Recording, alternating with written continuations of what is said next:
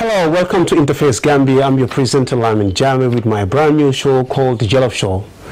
This is my first episode, and the first episode on Jollof Show, I'll be talking about immigration. Yes, immigration. I know when I talk about immigration, people will be wondering what exactly we'll be talking about today. We'll be talking about Brexit, how Brexit will affect we, the SeneGambian people living in the UK. Mainly people with other European nationalities, French, German, Portuguese, you name them. To do this episode with me today, I've invited a very special brother, a friend, a human rights activist, a lawyer, and in immigration he specializes. He is one of the leading, best Gambian immigration lawyers. Is nobody else apart from my own friend and brother, Mr. Yankuba Dabo. Yanks, how are you today? I'm okay. Thank you very much for having me today. It is a pleasure to have you on the show, being my first guest on InterFace Gambia on the Jollof Show. It is a pleasure to have you. Indeed, I'm honored to be the first guest on the show, indeed. Thank you very much for coming. Mr. Dabo, I would like to talk to you today in regards to Brexit. Brexit has been on the media headlines for the past couple of months and days. Yeah. And now we're coming to a point whereby either the UK government will agree or disagree with the European Union. Now, my question to you today is, how is this going to affect the Gambians or the SeneGambians or all the nationalities living in the UK when these Brexit take place? Indeed, thank you very much. Yes, Brexit, there are a lot of myths and speculations about what Brexit is going to be or what the final agreement is going to be with the EU. The British Prime Minister, as you know, has a famous soundbite where he said, a no deal is better than a bad deal. That's right. So, and then yesterday she had a bit of a press, I think she did a speech to the press about the treatment that she received with her from the last meeting that she had with the European leaders. I don't think she was very happy with the reception she had there. So she is now saying, well, with regards to the border issue in Northern Ireland and Ireland and other issues that they still are unable to resolve. So it seems very much likely that we are heading for a no-deal scenario. So in a no-deal scenario, you're looking at the whole European, especially those who are here on the basis of the European regulations, because the European regulations are, and this is one of the things that people need to understand about immigration. Immigration has a lot of laws. That's right. And the laws apply differently to different categories of people. So for those who are European nationals, okay, and their family dependents, they come under what we call the European regulation. So that will be the European regulation, what we call the Immigration EE regulations 2000, and it used to be 2006, now is 2016. So that one, the promise that the government had made is that they will transpose that law into the UK law. So it means that the rights that law had given or is given to the European citizens and family members will continue to be extant under UK law. So people will be able to exercise those laws, and if they believe that there is an infringement of their rights, they can be able to take it to the UK laws as they are currently doing. Now the problem is that if we go out of Brexit without a deal, we would be hoping that the ministers will not renege on the promises that they've made, that they will guarantee the settlement of European citizens and their family members. Their rights will be respected. But we have been receiving letters of recent residence cards that have been granted to family members, non-EA family members, and the letters that accompany the residence card will say your rights to remain in the UK will be decided on whatever the agreement that Britain is able to secure with the EU. So the difficulty is that if we don't have a deal, if there is no deal between the UK, a good deal between the UK and the EU, the rights of the citizens basically become something that depends on the prerogative or the discretion of the UK government.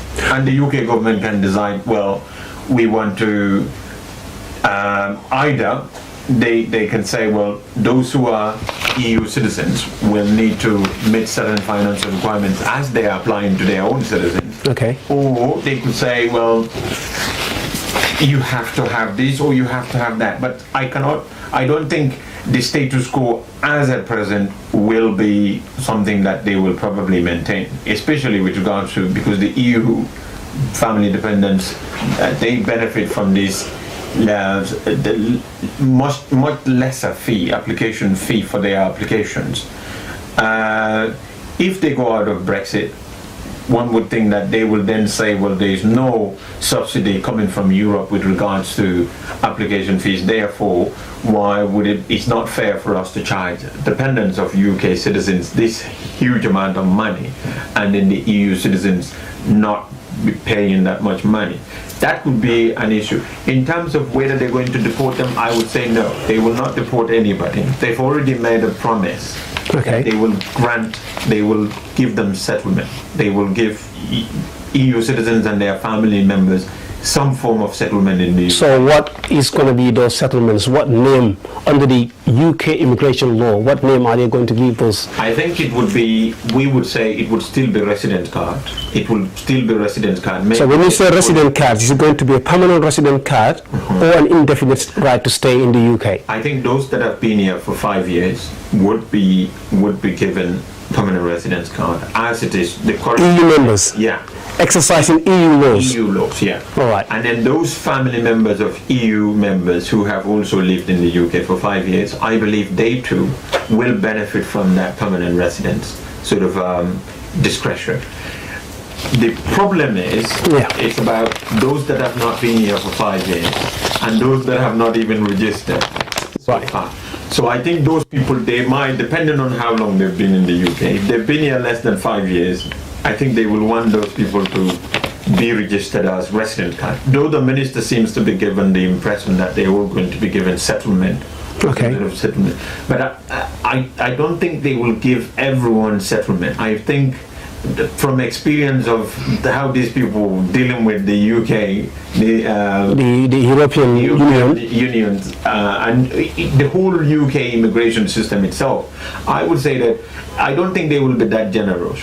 Right, so the reason I want to just ask you another question is, so would you say or would you advise people with European nationals to start applying for residency in the UK before this article triggers? It would be the most prudent thing to do at the moment. Okay. Is to try and apply for residence card, because one of the things that will, the criteria of whatever the new system going to be or the new scheme going to be for EU citizens after Brexit is not known yet because they have not announced it. Okay. So it could come in all sort of forms. They can bring in a requirement, or the eligibility requirements could apply. They could say, well, you have to be in the UK, maybe, because there were suggestions that the EU migrants who sort of migrated to UK after the Brexit, maybe those people should not be considered for residence. Some people were suggesting that. Others were saying it should only apply after when Britain leaves the European Union. Formally, yes, leaves, which will be March 2019. So we don't know what the eligibility criteria will be. It could be that they might come up and say, well, those that have arrived between this period. So if you've been here well before let's say the cutoff point, if you've been here before that, but you've not been engaged in employment or any sort of, meaning you're exercising your European right to reside in the UK. Yeah, so it would be very difficult for you to prove that you've been in the UK. But if you register now, whatever the criteria is, the likely chances are that you're already in the system. They cannot then say, we dispute the fact that you've been in the UK prior to this certain period. Right, so when exactly is the UK looking into coming out of the European Union? If we get a deal, the official deadline is March 31st, I believe, March 31st, 2019.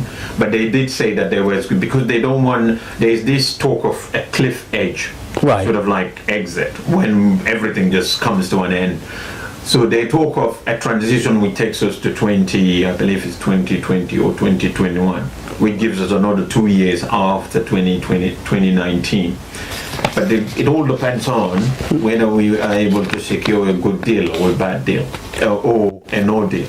Because if we have a no deal, then I don't even know whether that transition will be maintained or respected by either party. And if that happens, as you could see, the government has already started giving advice to British citizens in the event of a no deal scenario. What will happen to when you're traveling to Europe, that some passports might be changed. Even driving license might not be accepted in all the European countries. Exactly, yes. Right. So European citizens, I mean, they are advising UK citizens. Unfortunately for the European citizens, they have not had that sort of advice from their own nation, from the European bloc, because Europe is hoping that they will be able to get a good deal with the UK. And the UK government is not giving advice to the European citizens who are here as to what their rights will be after Brexit, in the event of no deal Brexit. So the problem, the limbo that the European citizens are in now, and quite frankly they have to be worried, is what happens to them in the event of no deal, because no deal means we have no deal. It just simply means there is no deal, and then whatever rights you have are not literally guaranteed. They are at the discretion of the UK. So if there is no deal, that clearly stated or clearly means that European nationals, they will not be guaranteed or be backed by the European law anymore. Exactly. Living in the UK. What happens is that the UK, the European citizens' rights now are governed by the EEA regulation laws, which is the Lisbon Treaty. Yes. So that treaty, the European Convention, the directive, we call it EEA Directive 38, which had been transposed into the UK law by the EEA Regulations 2016. So the question is about an obligation. The reason why the UK is currently observing or respecting that law is because we are a member of the European Union. That's right. If we come out of the European Union, the question then becomes is, are we under any obligation? So they don't necessarily have to respect the laws anymore. So until it has the blessing of the House of Parliament, it would not be the law of our land. Right. Still on the immigration, at what point do you think that the UK government will start putting in place of the point system similar to what is happening in Australia? We already have point system with regards to non-EEA citizens.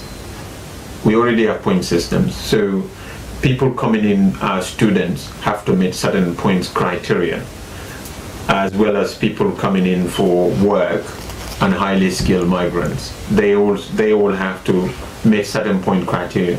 So the point system in those categories or immigration categories, the way they work is that you, for example, a student, you get a 10 point for meeting the English language criteria. Okay.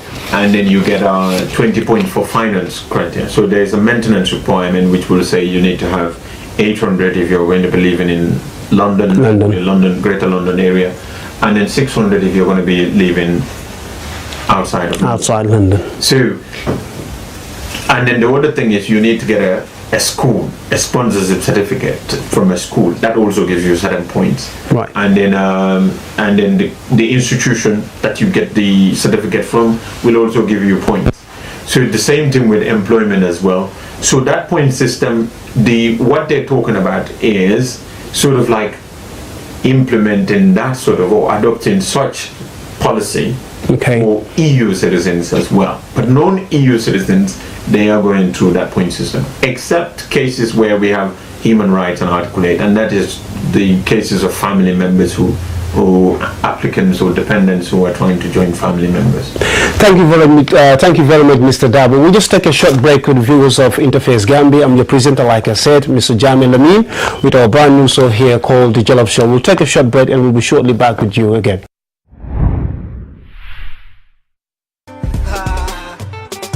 This one for a blessed Gambia. The more we work together, the more we celebrate, the more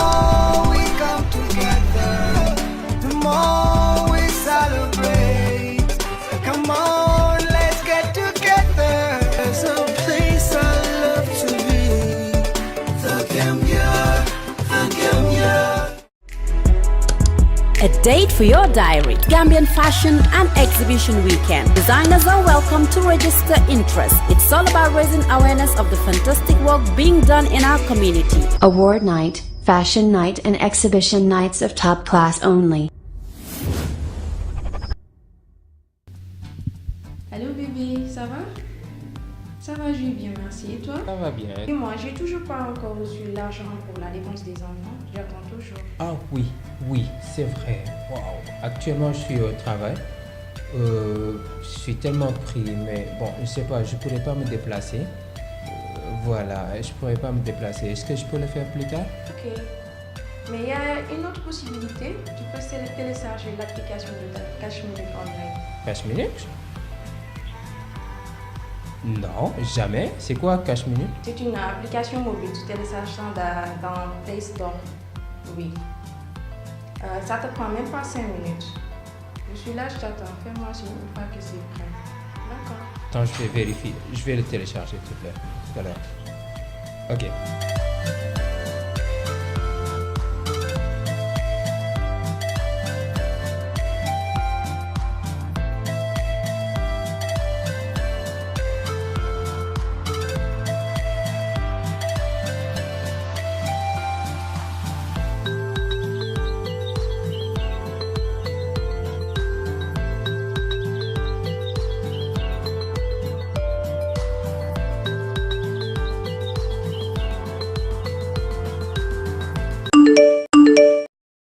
Votre transfert d'argent, code CM, montant.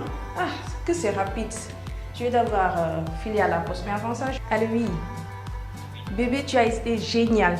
Je viens de recevoir le code. Dans même pas 10 minutes, j'ai reçu. Et c'est tellement rapide, je t'assure. Je vais comme ça à la poste récupérer l'argent. Ok, merci beaucoup. Ok, au revoir.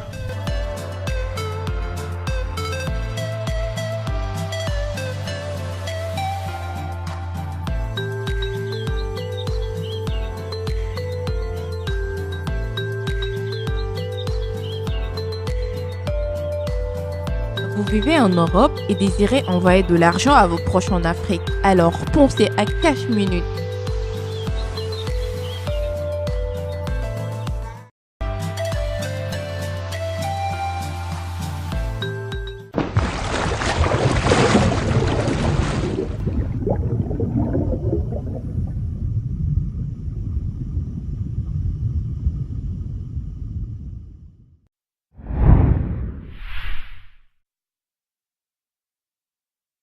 Welcome back to InterFace Gambia with your presenter Lamin Jammeh with my brand new show called The Jollof Show. Today I've got a very special guest, which is Mr. Dabo here, Yankuba Dabo, a very well-known solicitor, immigration he specializes in. Today Mr. Dabo will be talking through us with the EU laws and Brexit. We've talked about Brexit earlier on. We still got some few more points to put through to Mr. Dabo, and I'm sure the viewers will really benefit from this show today. Mr. Dabo, welcome back again to the show. Thank you very much for having me. Mr. Dabo, I want to talk about students. Yeah. What are the rights of students, foreign students, mainly coming from non-EU countries, giving them access to work within the system after finishing their education in the UK? Because the reason I'm asking you this question, Mr. Dabo, going to other European countries, for example, France, students required to work, or they are given the chance to work after finishing their education, with a hoping to give them resident cards to stay in the country. So what is the UK law when it comes to students now? Forget about the point system. You talked about the point system, which is very important. But is the UK at any given time or any given point looking into students, foreign students coming from non-European countries, to be given access to work into the system after finishing their education? They used to have policies or categories for such in the UK, but they've now basically stopped many of them. And I think now they're talking about students who try thinking of going into entrepreneurial, that is the Tier 1 entrepreneurial visa or categories, migrant scheme. But that one comes with its own, the challenge there is that of the financial requirement. Right. They should have some financial requirement to prove that they're going to either invest, or I think the amount for students is 50,000 which is very difficult for a lot of people to prove. So they're coming from third world countries. It's going to be really difficult. Very difficult. The only thing is that it also allows sort of like a group sort of investment. So a group of students who probably haven't got the 50,000 at their own disposal individually can bring their funds together and meet that threshold and then apply as a bulk to say that they want to invest or initiate a business or join a business as entrepreneurs. So that is the only at the moment. That is the not the only, but the main one there. The other thing is, if you're a student and you're able to secure work, and maybe these work-related sort of studies or courses that others do, like engineering, medicine, and where there are what they call soft skills employment. So does that mean that your employee have to sponsor you before you're allowed to work in the system? Employers have to, and the problem with that is that the employers also have to be registered with the Home Office, so they have to have a sponsorship license in order for them to be able to sponsor someone. And that is where the big problem is, because most employers want to retain some of these students who work for them during their schooling days, but the problem is that they have not. Many of them haven't taken the steps to register themselves, and they did not think that there was a need for it. And then there is this £1,000 that they have to pay annually if they want to remain as a sponsor. So is that the employer paying that £1,000? The employer has to pay that to the government. Yeah, in order to sponsor someone. So to maintain their license, they have to pay that £1,000. It's sort of like a annual fee. And a lot of employers find that a bit of onerous and cumbersome for them, and then it puts many of them off. And then it's also, when you're sponsoring someone, because immigration there are a lot of dubious deals going on in immigration. So when you say dubious deal, is that within the immigration system or within? Not within the system, but within the employment system itself. Right. Okay. So you've got people who want to stay at all costs, and therefore you've got employers who are actually not observing the strict rules that the Home Office have laid for to be met by any employer, and they want to do favors for people and get them the sponsorship license and sponsor them, but they're not actually working for them, they're working for someone else and paying them. So to clamp down on those things meant that the immigration require a lot from the employer. When you are, say for example, you're a sponsor of a Tier 1 or Tier 2 migrant, they would want you to show that the person had been paid, or the work that they've been doing on all these things. And to meet those things is a challenge for a lot of employers, because their HR departments are already inundated with so much work dealing with employee complaints, and to add much more to that is that of immigration. And immigration is a very complex area. For even immigration advisors, much more HR staffs. The reason why it's very complex is because it never stops changing. The government keeps changing immigration. Immigration is one area where it just keeps changing.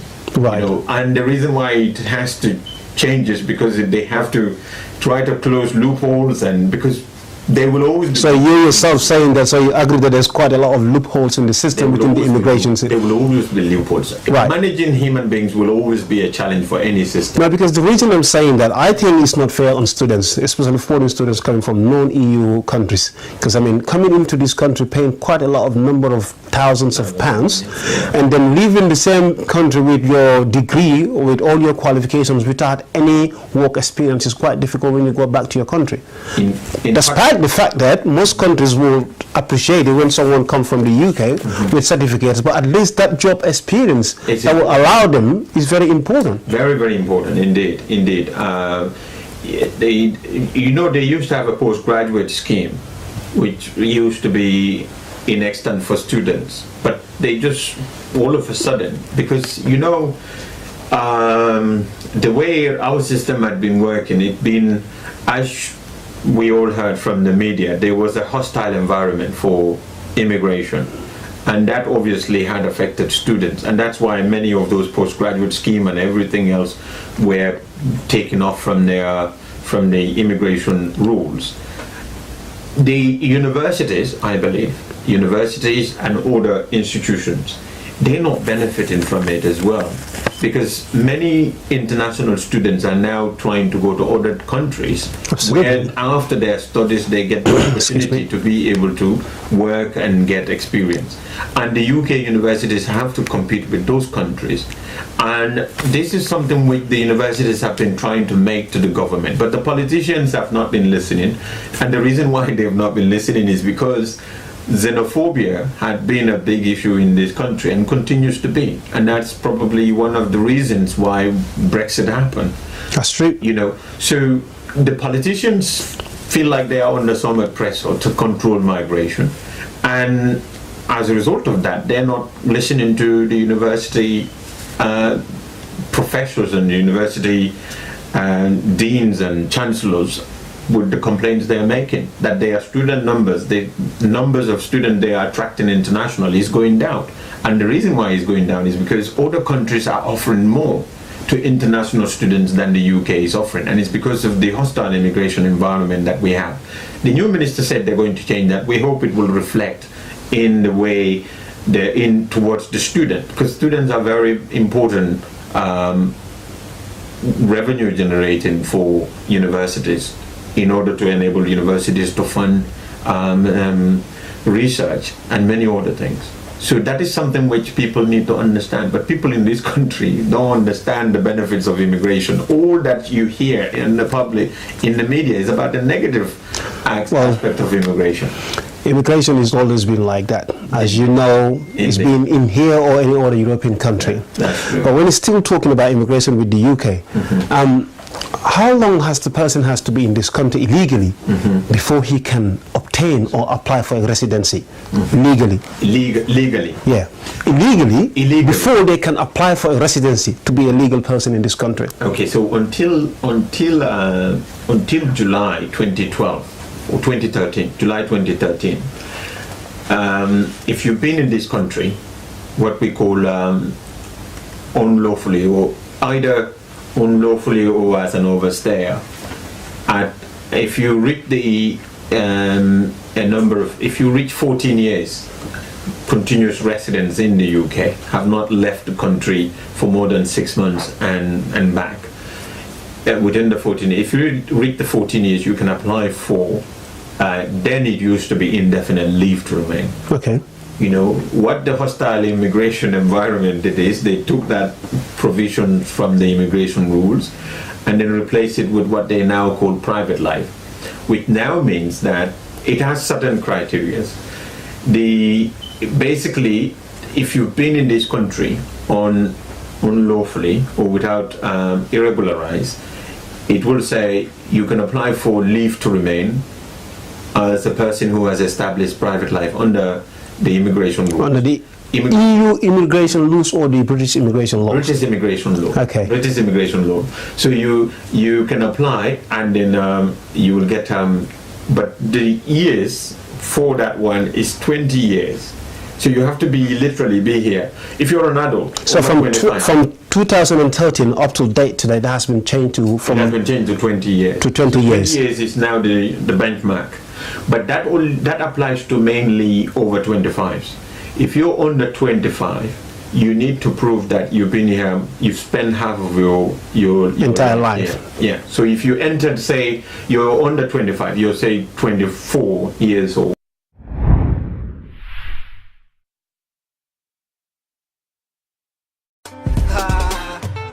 Yo, this one for a blessed Gambia. The more we work together, the more we celebrate. The more we come together, the more we celebrate. Come on, let's get together. There's a place I love to be.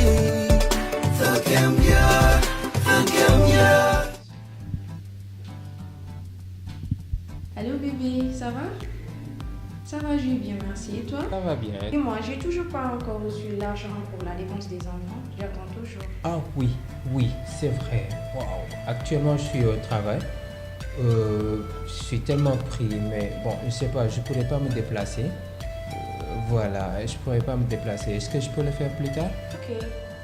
Mais il y a une autre possibilité. Tu peux télécharger l'application de Cash Minute online. Cash Minute?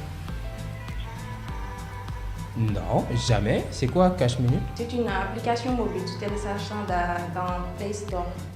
Oui. Ça te prend même pas 5 minutes. Je suis là, je t'attends. Fais-moi signe une fois que c'est prêt.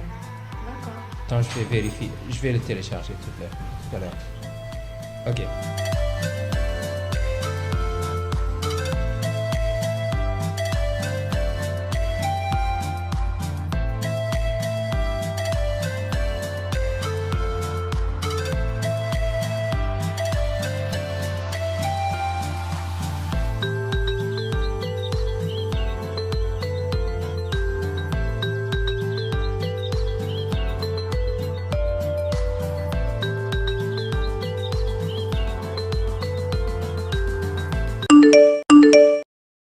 Votre transfert d'argent, code CM, montant. Ah, que c'est rapide. Je vais devoir filer à la poste. Mais avant ça, allez, oui. Bébé, tu as été génial. Je viens de recevoir le code. Dans même pas 10 minutes, j'ai reçu. Et c'est tellement rapide, je t'assure. Je vais comme ça à la poste récupérer l'argent. Ok, merci beaucoup. Ok, au revoir.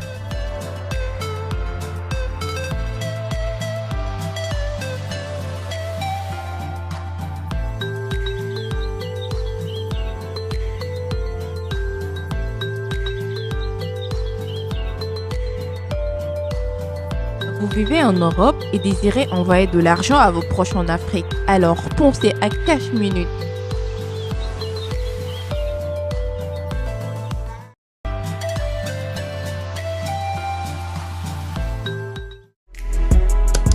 A date for your diary. Gambian Fashion and Exhibition Weekend. Designers are welcome to register interest. It's all about raising awareness of the fantastic work being done in our community. Award night, fashion night and exhibition nights of top class only.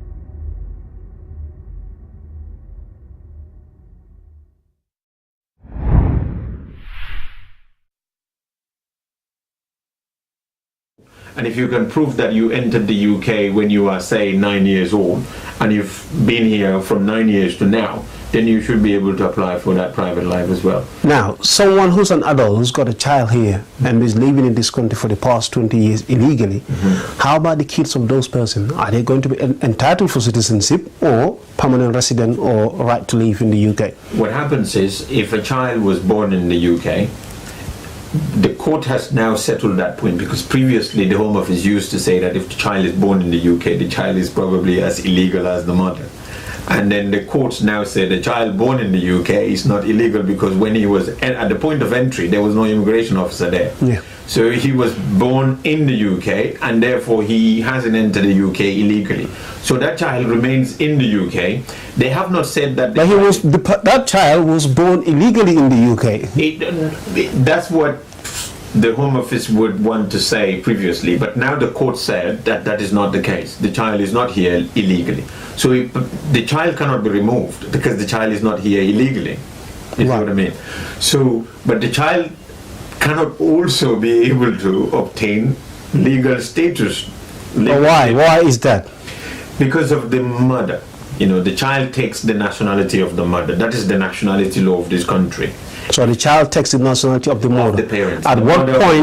At what point would the child be entitled for either nationality or a permanent resident? The child will be entitled to registration, to be registered as a British citizen when the child turned 10 years old. So between that period of time, that child cannot travel or cannot leave the country. This is the unfortunate situation. If the child leaves the country, then the child is unable to come back because he's going to. The moment the child leaves the country, and then wants to come back in, then that entry would require visa or a national. All right. Yeah, that will require a visa, but that will require immigration control. Even though that the child was born in the UK before leaving the UK. Even though the child was born in the UK. So normally there's a 7-year threshold as well. If the child reaches 7 years, then the parents can apply, or the child can apply for leave to remain. But there is, now they brought in a new caveat to that. You have to say that it will be unreasonable. You have to prove that it would be unreasonable for that child to go back with the parents to their country of origin. Right. So when they look at that unreasonableness, they look at the schooling and the lifestyle there, and then they will come back and say, oh, there's a free education in the Gambia. Say, for example, if it is in the Gambia, they will say there's free education for the child, there will be free medical care for the child, or even if the medical care is going to cost money, it's not going to cost that much money which the parents are not going to be able to afford. It's where you have both parents going with the child. But, you know, that's why immigration is a very interesting area.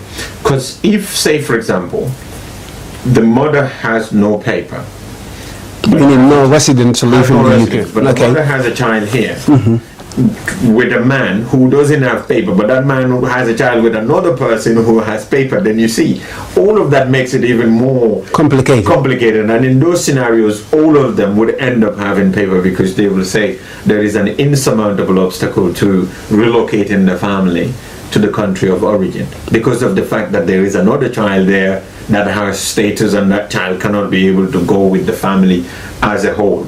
Right. You know, so where the family can be sent back as a whole, that's where they will say it is reasonable for the family to go back. Thank you very much. Going back to EU laws, if a person is married to an European national, mainly either France, German, or whatever nationality from the EU, right? If they happen to go through a divorce before the spouse has been guaranteed or been offered a permanent resident, how can that person help themselves to obtain nationality to remain in the UK without the help of the spouse? Yeah. So if you look at the EEA regulations currently, they have what we call retained right of residence. That comes under Regulation 10 of the EEA regulations 2016. So what that does is it provides for a scenario where the EEA sponsor either died, or the relationship ended as a result of divorce, or as a result of domestic violence, or a whole lot of things. So, but what it requires is that at the date of the divorce, the EEA sponsor needs to be working in the UK. Meaning exercising their treaty rights. So on the date of the divorce. Thereafter, after the date of divorce, the person who, the non-EEA person, needs to prove that, they also need to prove that the marriage lasted for 3 years though. So the marriage needs to last for 3 years. You have to be married with the person for... But the European law is not saying whether you're supposed to marry. It could be a civil partnership. It could be a civil partnership. The problem with the civil partnership is that when there is no divorce, the cutoff point is the problem now, because they're not really much assisted by Regulation 10. You see, the problem, Mr. Darrow, what I'm thinking in my head here is the British government or the UK has their own immigration law compared to the EU laws. Because if someone is married to an EU national and he happens to break up through the married life, despite the fact that even they were civil partners, the UK law is saying that you shouldn't be here anymore. You should leave as the person is leaving, or if there is no marriage anymore, you should leave as well. No, normally that shouldn't be the case. The reason why the UK immigration or the UK law would say that is because if they are not aware of your circumstances. So say for example they're not aware that the marriage lasted for 3 years. So you did mention civil partnership. I forgot, civil partnership is the gay relationship. So those ones, they will be divorced obviously if the marriage ended.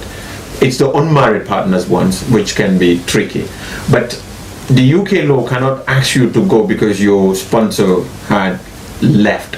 Because the sponsorship system is that the sponsor is the one that you're depending on. If the marriage hasn't ended, but the sponsor left, then you have a problem because your sponsor is gone. So who are you depending on? That's a very good point. Yeah. We'll take a short break and we'll still come back to you, Mr. Dava. Thank you very much. I have the viewers of InterFace Gambia with your presenter Lamin Jammeh on my brand new show called The Jollof Show. This is where everything is going to happen. You, the viewers, will be benefiting you on every fortnight with different topics, with different people.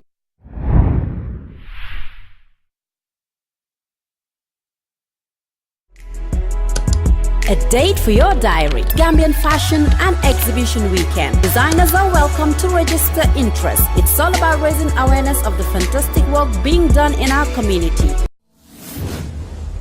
Award night, fashion night and exhibition nights of top class only.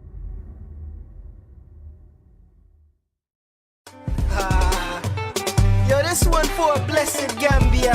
The more we work together, the more we celebrate. The more we come together, the more we celebrate. Come on, let's get together. There's a place I love to be. The Gambia, the Gambia.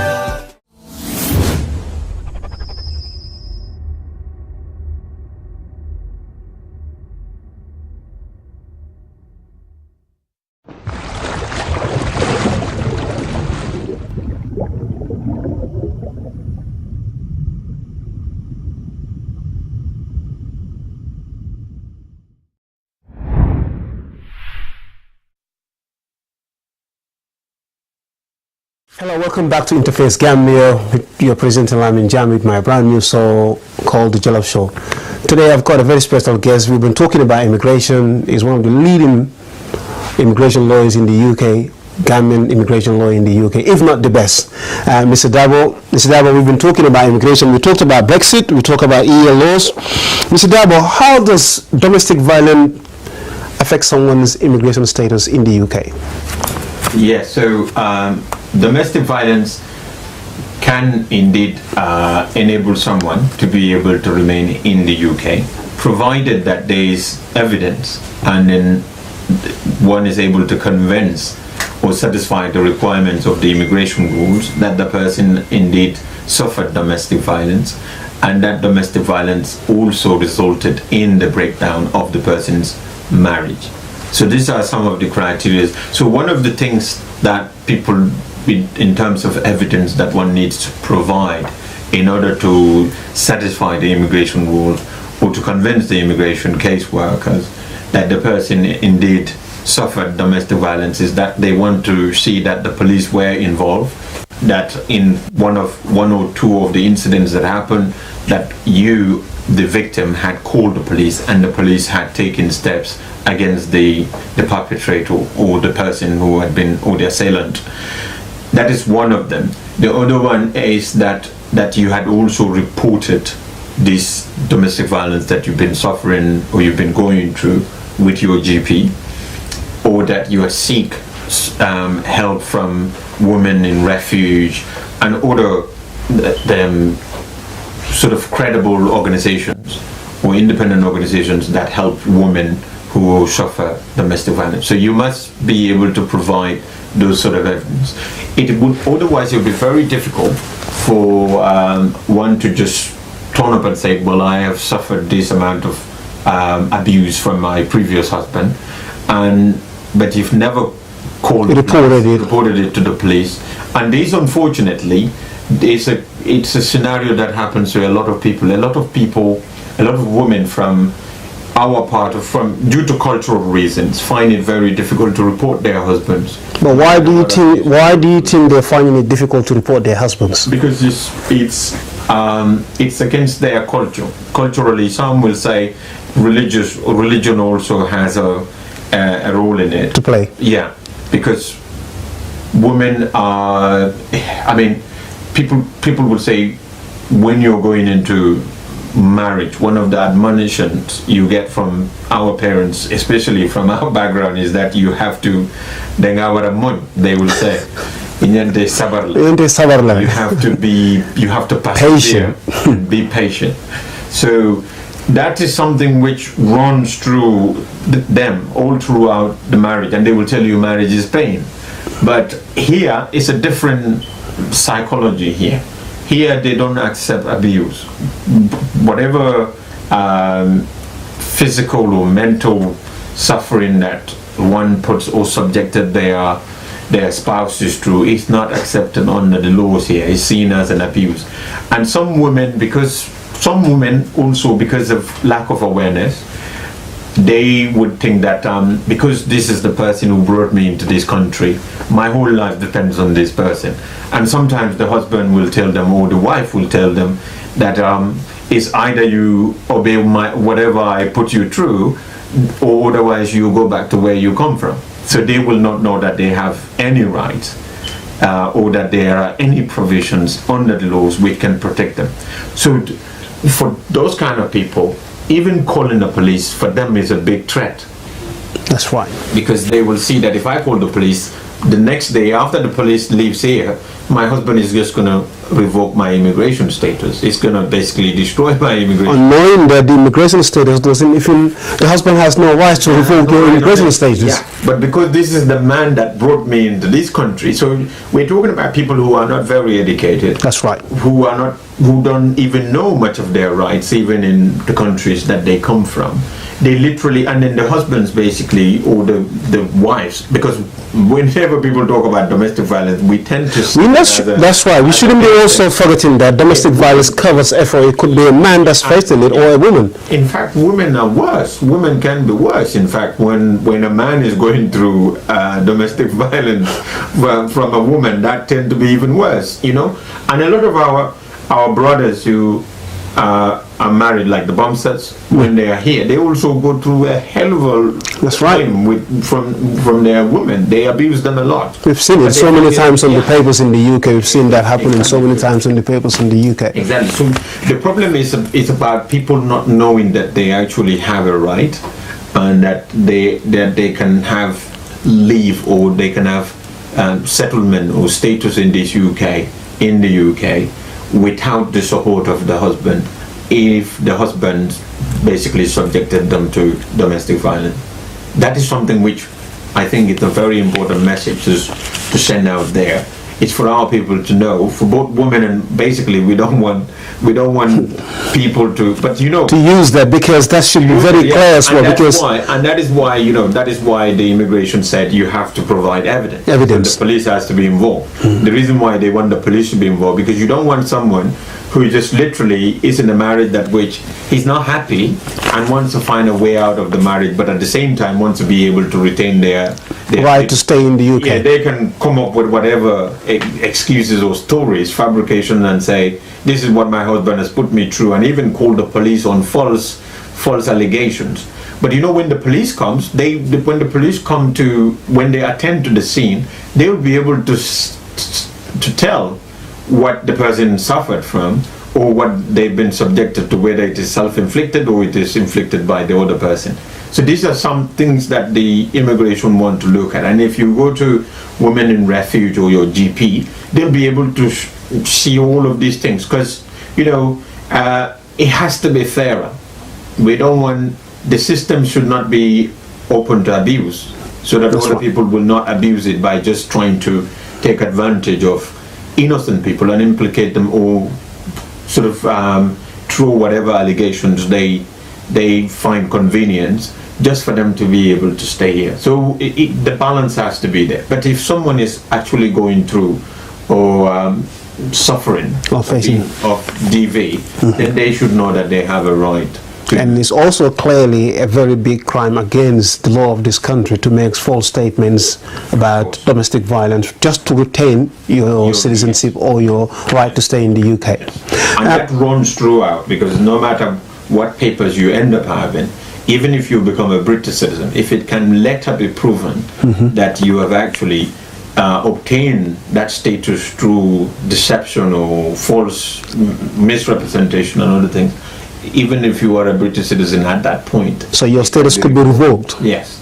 That's very good. Revoked, yes. That's very good. So people should not take advantage of that. That's very clear. At what point and how many phones now would you be required to have. If someone was to marry their wife or spouse back home in the Gambia or any other country, Senegal or anywhere, to bring them, what is the earning required by the UK immigration system? The amount is 18,600 gross. So that is the gross income.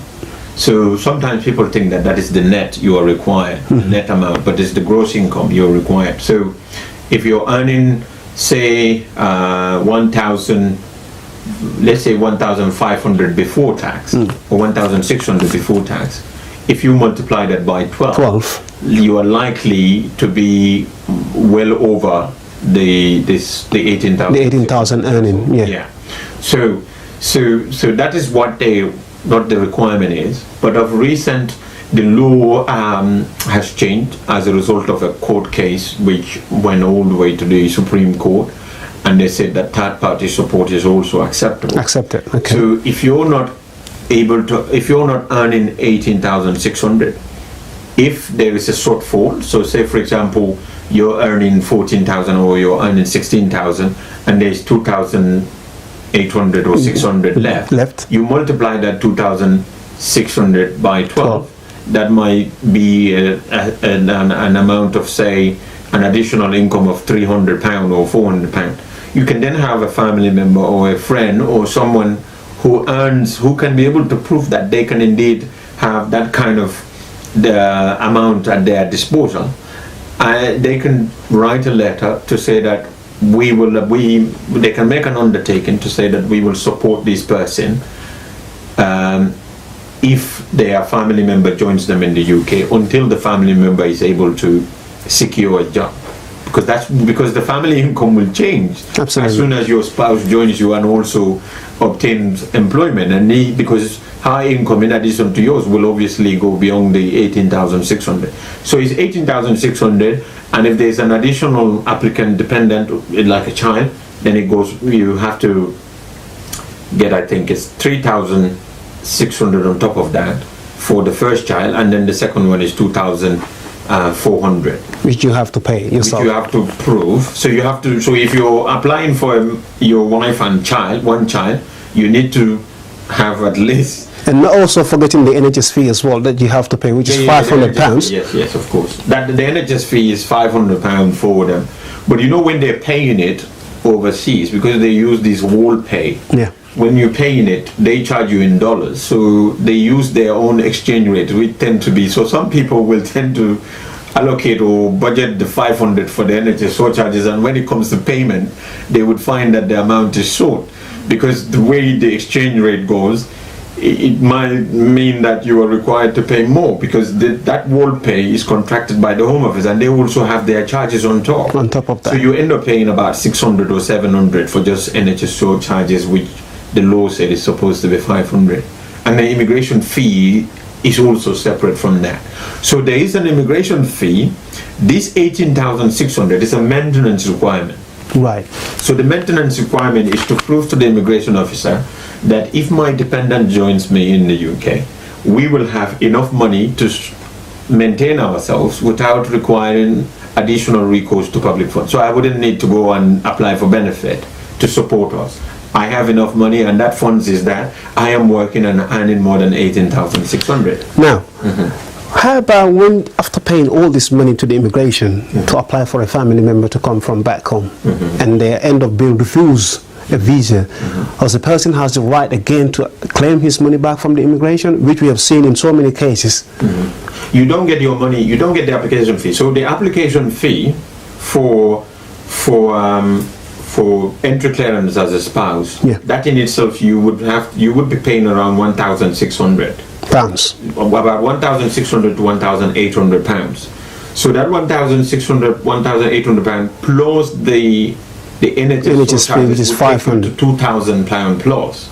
So what happens is, if the application is refused, you get your NHS surcharges money back. That will be refunded. Which is only £500. Which is only £500. But the application fee, you don't get that back. That one, they hold on to that.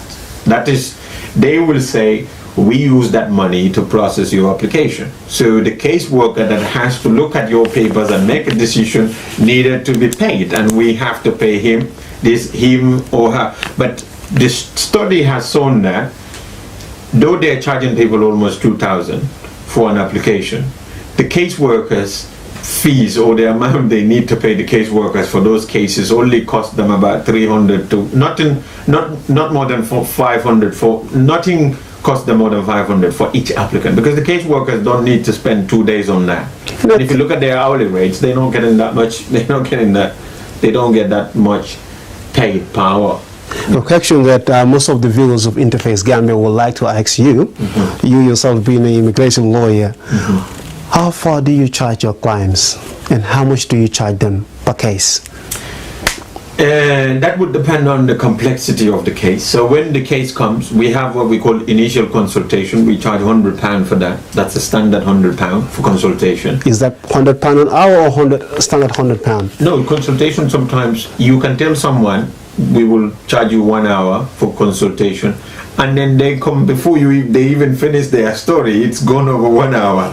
So you can never limit the time. Some people will be strict and say we want 1 hour, but consultation sometimes can go up to 3 hours or even 4 hours, because you have to take note of what the person is saying. So their history can be very, very complicated. And we deal with all sort of people. You can meet a client who suffered domestic violence, as we said. You can meet a client who is in a very vulnerable position. So you have to know how you deal with it. So we charge, the set fee would be for, like, if it is an indefinite leave, we will charge about 1,500 for indefinite leave. For leave to remain, it will be about 1,250. And then if it is indefinite settlement to join, will be about £1,000. If it is students, will be between 500 going upward. If it is visitors, it's 500. Because the lawyers charge for the work. They said the lawyer's time and his advice are his stock in trade. That's what he sells. That's what he lives on. And you have to understand that the lawyers have to pay a lot of things as well. In this country, we have to have a practicing license, which is annually. We have to pay for that.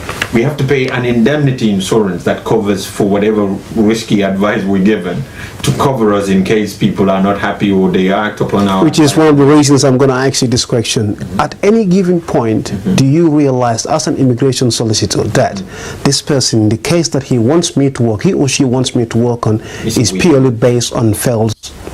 Oh, of course, you come across that. The solicitors rule, because we have our own conduct rules, and the solicitors' codes of conduct will say, because we have to tell the client, one of the things that you have to do as a lawyer, you have to tell the client there is no merit in this case. You see what I mean? And then as a result of that, there is literally absolutely nothing we can do. It's very rare for a lawyer to tell the client there is nothing we can do. Like I said, there is always... Because you're always thinking about the money, so you wouldn't say that. It's not only about the money, but it's sometimes, the clients are very desperate.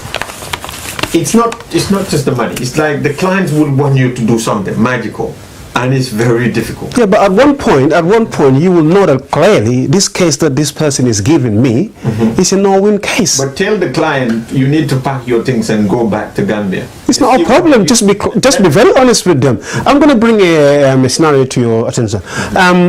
Also, a family member of an EA national. The wife was the family member of the EA national. Due to some reasons, she could not work. Right? So when the 5 years of ended of his visa, the man was supposed to apply for his resident permit. At one point, he was refused. Immigration, knowing the fact that she was here living, all right, under the EEA laws, but because she was not healthy enough to work, the husband, despite the fact they've got 2 kids, he was refused. And he was asked to go back to his country to appeal an out-of-country appeal. Yeah, that used to be what we call certification cases, where they will say you cannot appeal in country, but you have to go on. But those ones now are not. They are. I think there's a case law that ruled against them now, so they cannot ask people to go out of the country to appeal. So now, when they refuse you, they have to give you an in-country right of appeal, unless this is a situation where the case had been before a judge before, and the judge had dismissed the case, and there are no new evidence to move the case from the one that has already been decided by a judge. Yeah. So, and that judge's determination is not disturbed. So in such kind of situation, it's very difficult for one to argue that you want to go back to court again to litigate everything that had been determined previously. You see. So that's the whole. That's the point about that. But with regards to the earlier one, the merit issue, you always have to advise the clients about the merit. We will say to clients, the lawyer can never say this is a case that you're going to win 100%, because it's not. Even though that you know that this is a genuine merit in this case. Even though you know it's genuine, but because the lawyer is not the one who is going to decide that case, it's going to be decided by someone else. You can never give the 100% assurance to that person that this will be granted. You can put all of the documents together. You can tell the client we need this and that and that, and the client will provide you that evidence. And then from your own perspective and your own legal experience, you will say that we have enough merit in this case to win or for the application to be successful. And then you take it to a caseworker who has no clue at what he is doing, and they give you a terrible decision, which you get really, really frustrated, and then advise the client we have to appeal against this. But that is not because the client's case lacks merit. It's because the other party, the caseworker who needs to deal with that case, did not have the required knowledge and experience to understand the evidence that was before the person, and that can be the problem.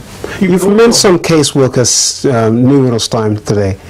Are these qualified lawyers or not? Because for the benefit of the viewers of InterFace Gambia and the Jollof Show, caseworkers who deal with the cases of people on behalf of the Home Office, right? Are they qualified themselves as lawyers? They are in-house trained. They're not lawyers. They're in-house trained caseworkers. So literally, they train on what to look for in an application. So when you look at that's one of the things you say, because the Home Office will always have a guidance. They have what they call casework instructions. So these are instructions they give to their caseworkers to say, if you receive an application from an EEA person, first thing you need to establish, or say you have received an application from an EEA family dependent, the first thing you need to establish is that the person has a valid, genuine ID card. So the person is who he claims to be. So they will look at your passport first and want to establish that the passport is genuine. If the passport is genuine, they tick that one. That is genuine. They move on to the next one.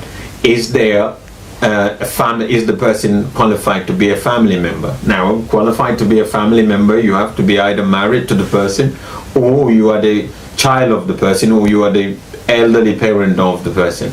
So they look at the either the marriage certificate or the birth certificate, and then they have to satisfy themselves that this is a genuine birth certificate. So sometimes they might have sample birth certificates that they can cross-check to see whether that which is provided by this applicant matches with the sample that they have, or it doesn't. Yeah, and then this is what they go by. So sometimes the problem is this. Like, for example, the Gambian passport. Yeah. The Gambian passport, we used to have a red passport. Then after that we had a blue passport, and then after that we have a green passport. The green one. The diplomats from Gambia have red passport.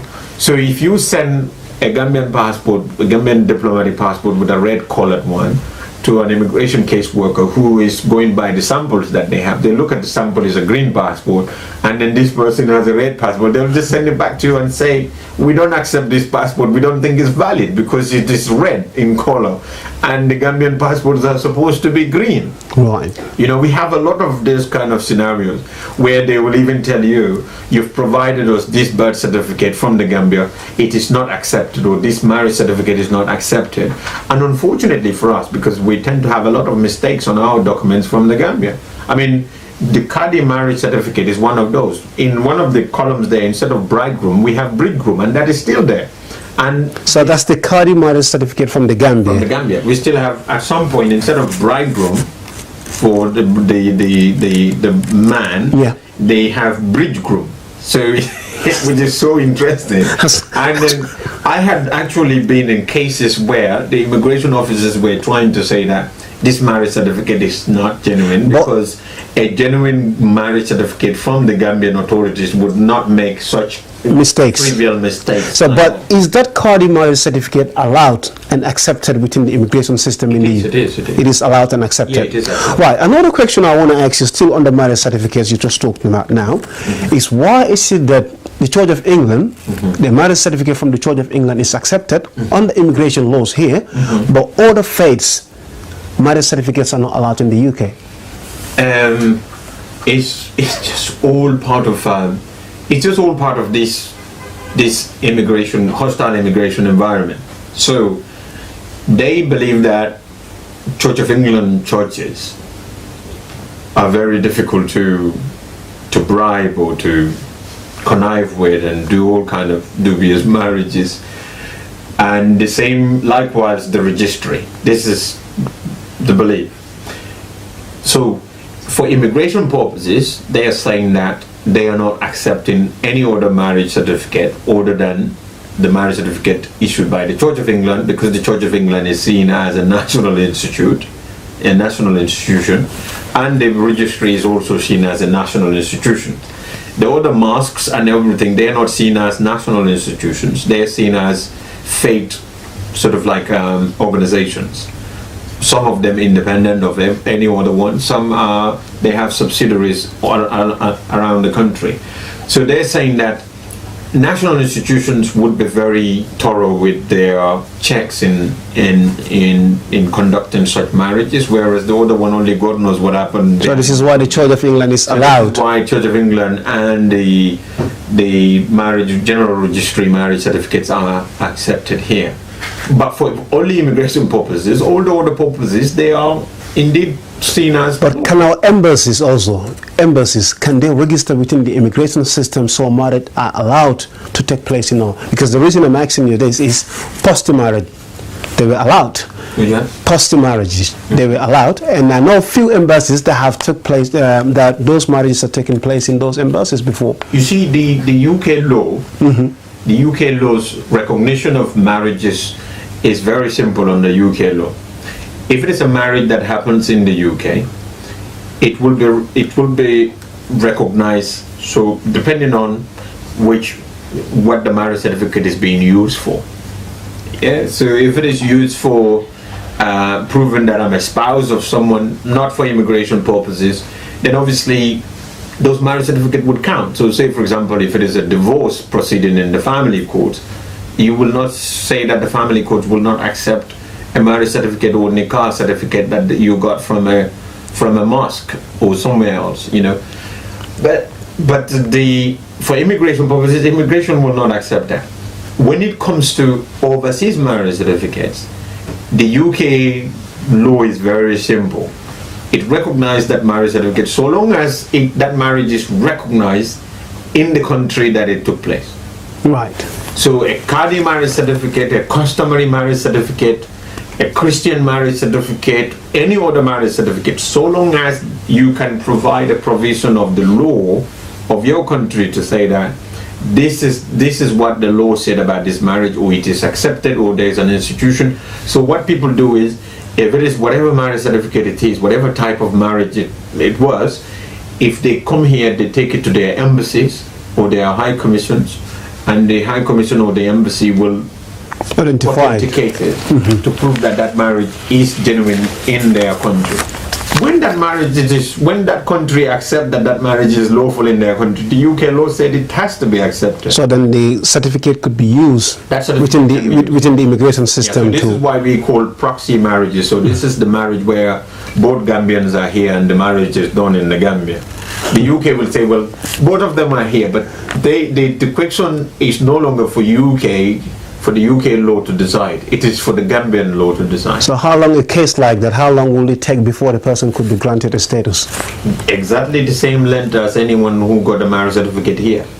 But why does it also take more than 6 months for the case to be taking place? Sometimes, you see, the problem is that we've noted this because, you see, our marriage certificate, if you look at our marriage certificate, it will say Mohammedan laws of 1948. 1948 happens when we were under the colonial rule, when we were under British rule.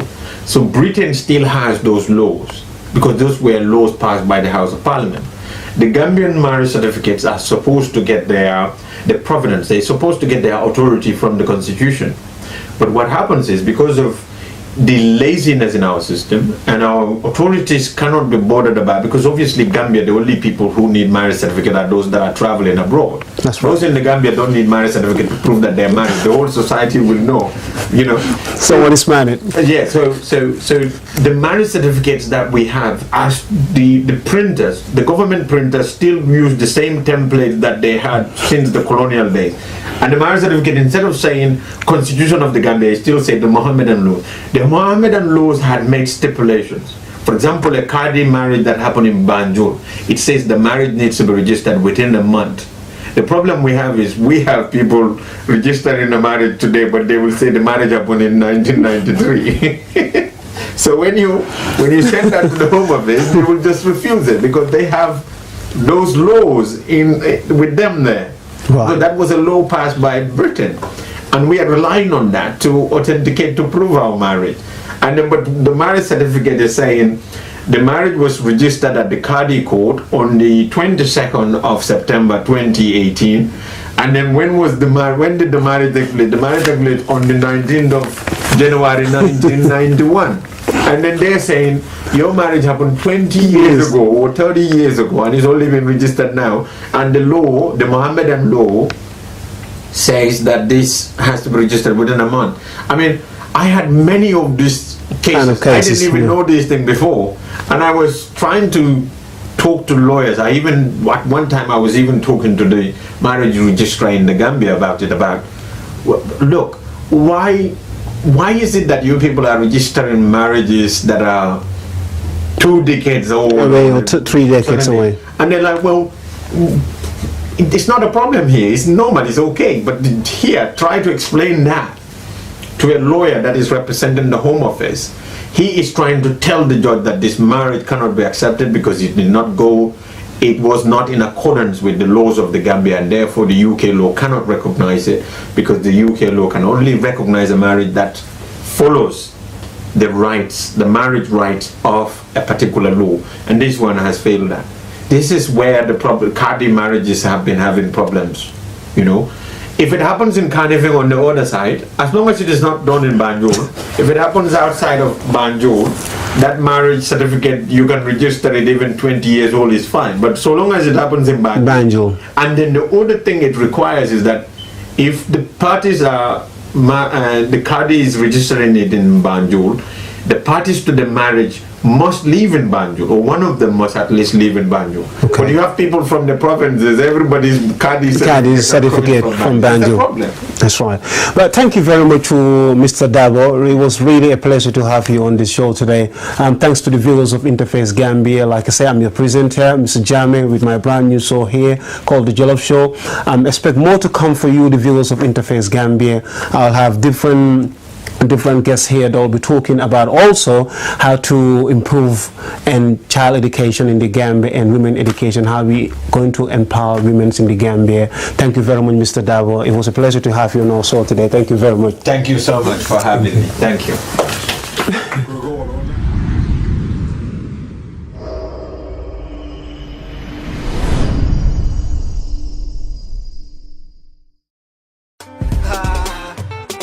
This one for a blessed Gambia. The more we work together, the more we celebrate. The more we come together, the more we celebrate. Come on, let's get together. There's a place I love to be. The Gambia, the Gambia. A date for your diary. Gambian Fashion and Exhibition Weekend. Designers are welcome to register interest. It's all about raising awareness of the fantastic work being done in our community. Award night, fashion night and exhibition nights of top class only.